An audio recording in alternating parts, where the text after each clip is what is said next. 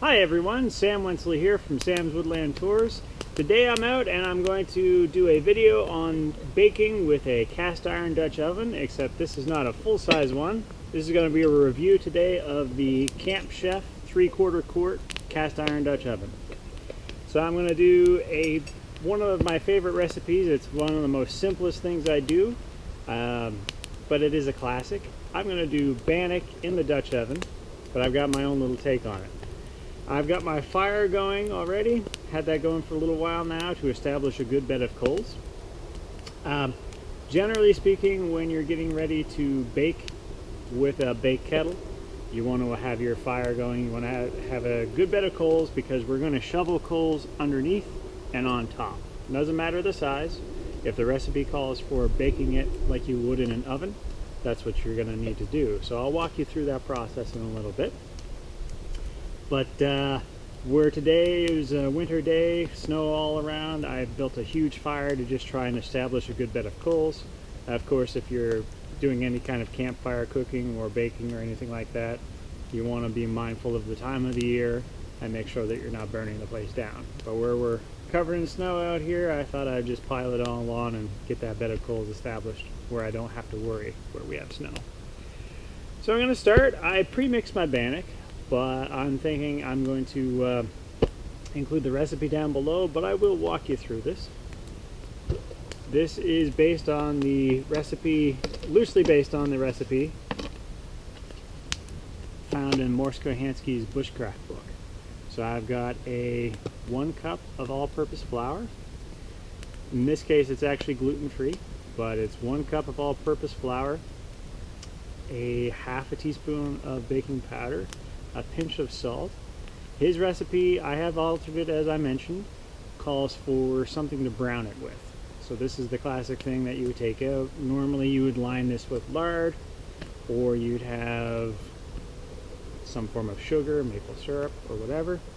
I actually added some raisins and cinnamon, but to make sure I've got it cooking in here, instead of lining the pot with lard or having something like that, what I've taken to doing is lining the inside of the pot with bacon.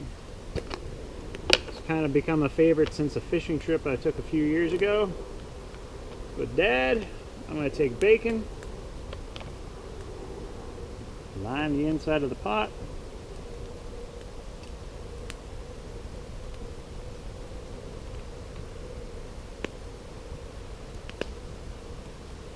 if it wants to come apart. This is pretty thin bacon, but I recommend getting some good thick strips if you can.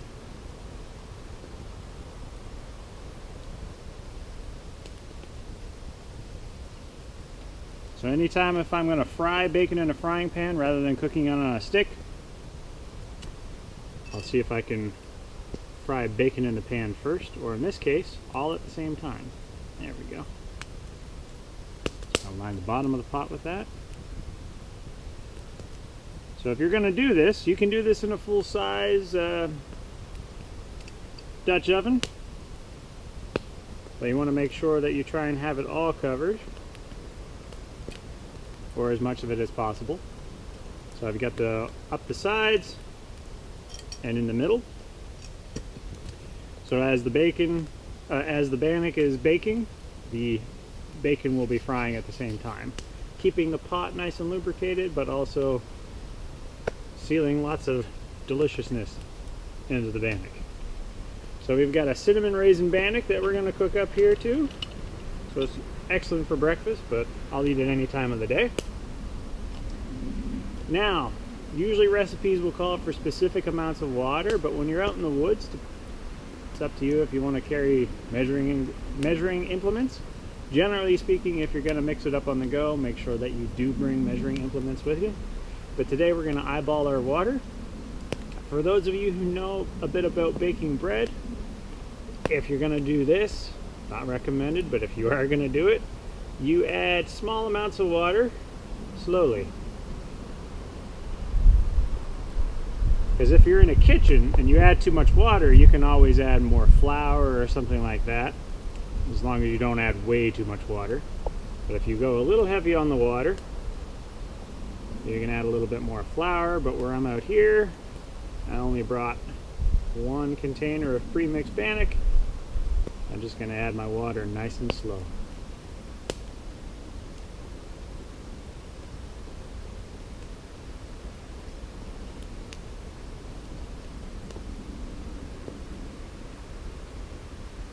So again, that's a little bit of flour, a little bit of baking powder, salt, and I added some raisins and cinnamon to that mix.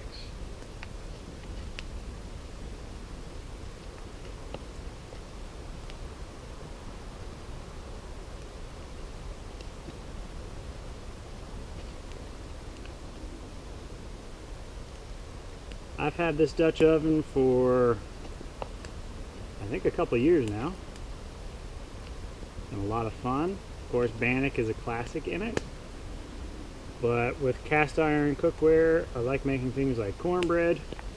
Anything you can make it in a large cast iron Dutch oven, you can make it in a small one. You just have to make sure the recipe's altered, obviously. A little bit overboard.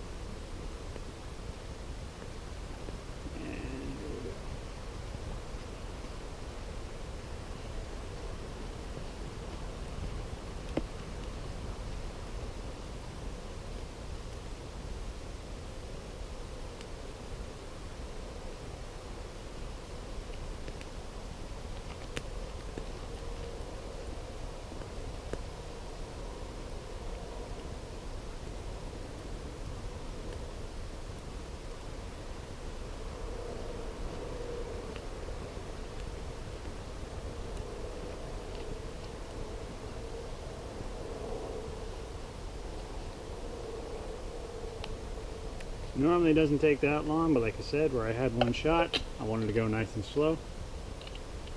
If I plan to be out for a long time and taking lots of loose ingredients, I will bring more measuring implements. There we go. Nice cinnamon raisin loaf ready to go. Just gonna stir up a tiny bit more and plop that in the pan. Alright.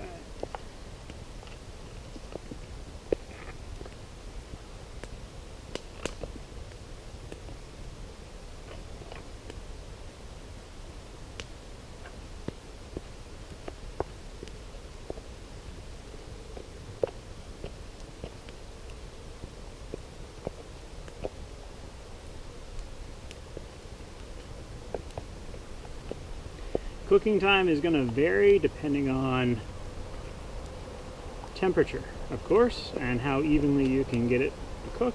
I'll talk about that here in a couple minutes. Just going to take my knife, spine of my knife, and scrape off the excess dough. And I'm going to try and even it out so I don't have it cooking and sticking to the lid. Now the nice thing about Bannock is where it is a traditional Scottish dish, but not a leavened bread. It's an unleavened bread. We don't have yeast in it, so it's not going to rise. That should not get against the lid or stick anything like that. So we've got some bacon wrapped Bannock. I'm going to get that, change the camera up and get the coals set up. So when baking with cast iron, generally speaking, unless the recipe calls for a different method, what we're going to do is we're going to pile coals on bottom and coals on top. You can do this with charcoal briquettes if you wish to in your yard or a prepared place. And some recipe books will even tell you exactly how many charcoal briquettes they recommend for the size of the Dutch oven and the recipe that you're using. However, out here, we're using wood that I just gathered from the woodlot here today. So, gonna kind of wing it. But what that means is that you're gonna have to check on whatever you're baking on a semi-regular basis to make sure that it's not either undercooked or burnt. So you're gonna have to adjust this. So what I've done here is I've just cleared away a spot, try to remove as much snow as possible in just one small area. Now, if you are going to do this during the warm months, you do, again, I do recommend that you exercise caution not to burn the place down.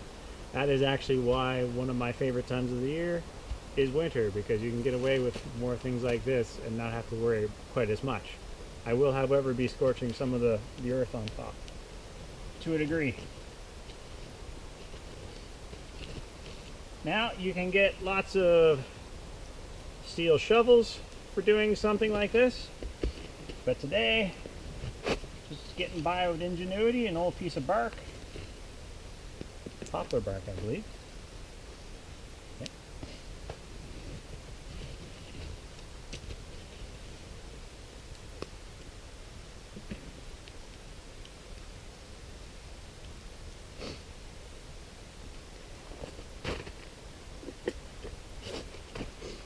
So I'm going to set my Dutch oven there, try and make sure it's level.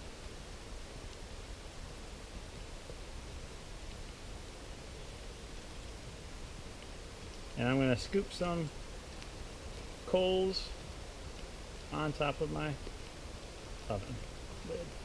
So you'll find that the oven lids for most Dutch ovens have a little bit of lip on top, and that is so that you can try and keep some embers on going like that. As you do this, I recommend keeping your fire going so you have a good resource of coals just in case these ones were to go out. However, I'm feeling pretty confident about this, but that being said, I will be prepared to put more underneath or on top. So we'll check back on this in a few minutes. Alright. One thing I'll also add when you're doing any kind of baking with a cast iron Dutch oven, if you have your heat distributed on the bottom and the top, like with the coals, every once in a while you may, depending on how it's distributed, want to pick it up and just kind of rotate it to see how, but I'll establish that once I check on it. If you want to know whether or not your coals are still hot, red hot embers, you can use something to fan, or you can get down and blow on it, but we can just kind of start to fan that and see if we have heat. So I've got heat in the back here.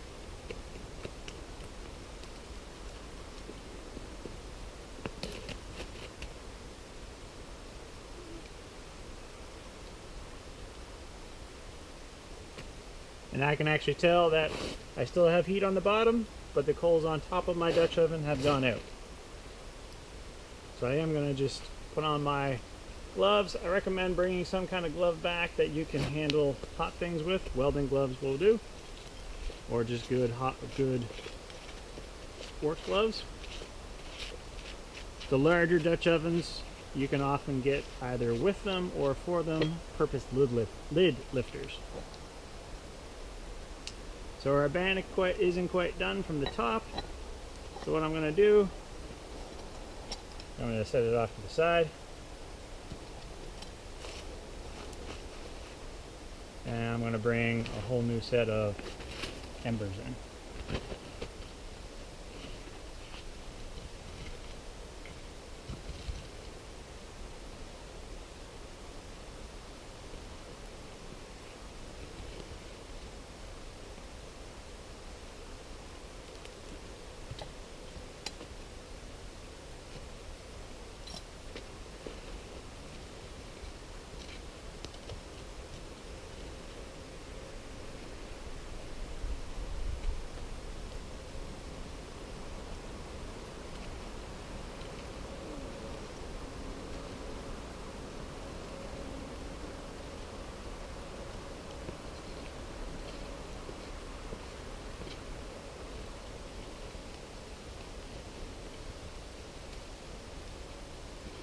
Alright. I'm going to bank up some more along the bottom.